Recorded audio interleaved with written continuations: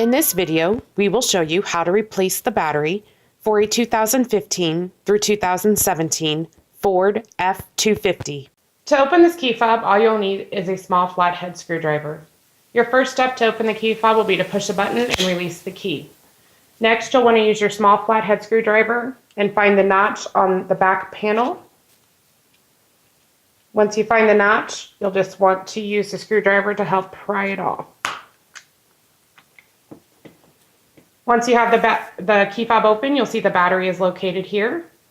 Again, you'll want to use that small flathead screwdriver to help pop the old battery out. The battery used in this key fob is a CR2032. Once you have the old battery out, to replace it, simply snap the new battery back into place. With this key fob, it is plus side up. Once you have the new battery back in, you can snap the back of the key fob, close the key, and you're done. If you found this video to be useful, please like and subscribe to our channel, and visit us online if you need to buy a new key fob.